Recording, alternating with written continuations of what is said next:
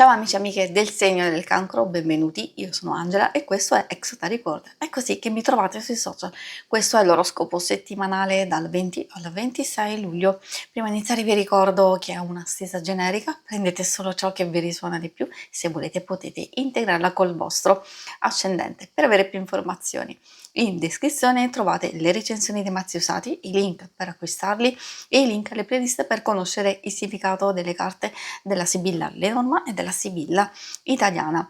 Vi invito a iscrivervi e abbonarvi al mio canale per sostenere il mio lavoro. Vi ringrazio moltissimo se lo farete o lo avete già fatto.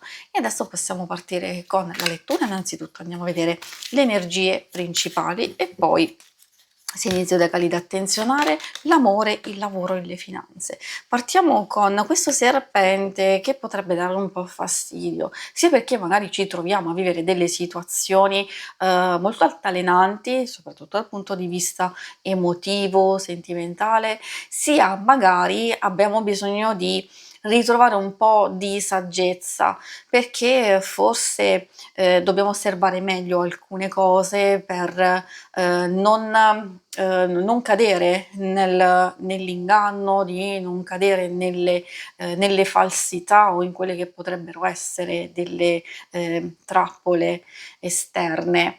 E quindi è qui che possiamo capire che magari il serpente ci sta dicendo di essere flessibili, saggi, aspettare il momento giusto per intervenire, cercare di andare a disinnescare delle falsità, delle critiche, delle cose che sono un po' dubbie e sospette, soprattutto per quanto riguarda alcuni atteggiamenti di persone che potrebbero essere intorno a voi. Magari è semplicemente una situazione che state cercando di capire e comprendere meglio e poi potreste trovare subito una soluzione o che le cose si possono magari acquietare, e cioè trovare un po' più di pace e di armonia. Anzi, essendoci proprio la carta dei pesci, vuol dire che alcune cose forse andranno un po' meglio di quello che vi aspettate, perché effettivamente questa carta porta progressione, miglioramento. In realtà è anche una carta di spostamenti e di viaggi. Spero che sia il vostro caso, che magari avete l'opportunità di staccare un po' la spina, di riposarvi, quindi di viaggiare, o anche opportunità di ottenere un vantaggio, un guadagno, un qualcosa di favorevole che forse al momento è meglio aspettare, se c'è un'opportunità da cogliere, meglio trovare un tempo più propizio, perché c'è la carta delle nuvole, portano un po' di confusione, un po' di incertezza, quindi meglio concentrarsi sulle cose più importanti, perché se c'è instabilità e ci sono dubbi e complicazioni, allora meglio non cavalcare o iniziare cose nuove. I segni zodiacali da attenzionare sono principalmente quelli di acqua, cancro, scorpione e pesce, troviamo anche un po' quelli di aria, gemelli, bilancia e acquario. E adesso procediamo con l'ambito amore.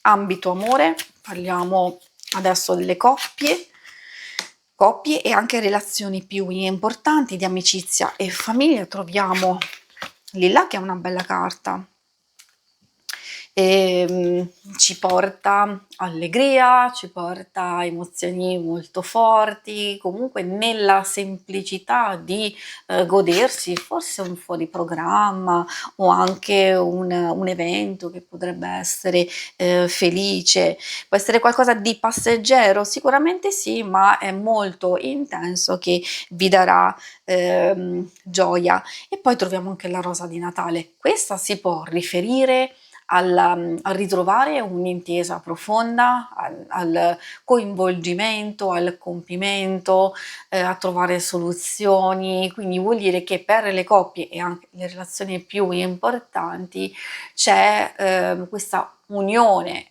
felice o fusione di idee, di intenti che serve, diciamo, serve tantissimo anche nelle situazioni più complesse.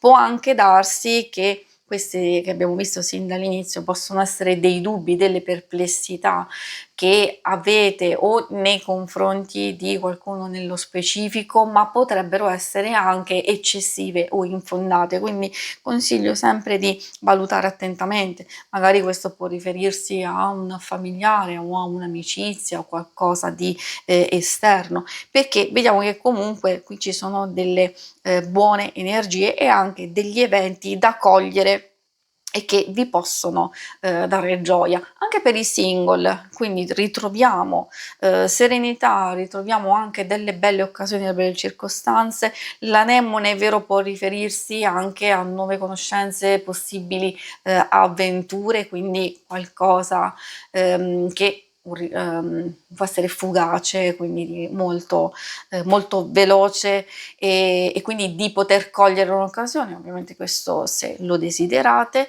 altrimenti magari potrebbe esserci un nuovo inizio, una nuova fase nella vostra vita sentimentale e forse è proprio questo che vi porterà maggior serenità e gioia. Adesso procediamo con l'ambito, quello più materiale. Troviamo la carta della lettera, consolante sorpresa e poi troviamo la carta del denaro.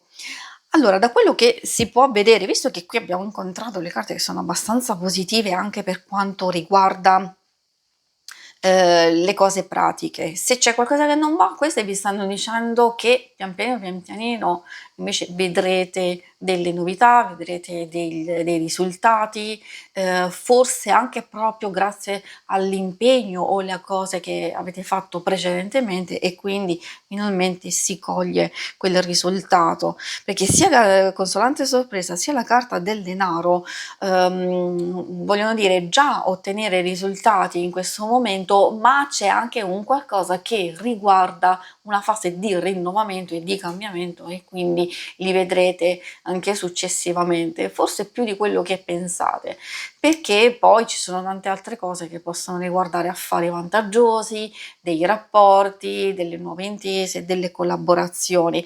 Di aspettarsi delle comunicazioni? Assolutamente sì, quindi comunicazioni interessanti, delle novità in arrivo, delle proposte, degli inviti per possibili incontri e soprattutto possono essere interessanti quelle che riguardano diciamo colloqui oppure se state valutando, come vi dicevo, possibili collaborazioni. Ovviamente, visto che si possono muovere tantissime cose e vedendo un po' le vostre energie, forse avete bisogno di prendervi il tempo di riflettere, di valutare, di comprendere in pieno anche per organizzarvi e per valutare. In realtà possono esserci anche più situazioni, quindi più opportunità da dover scegliere.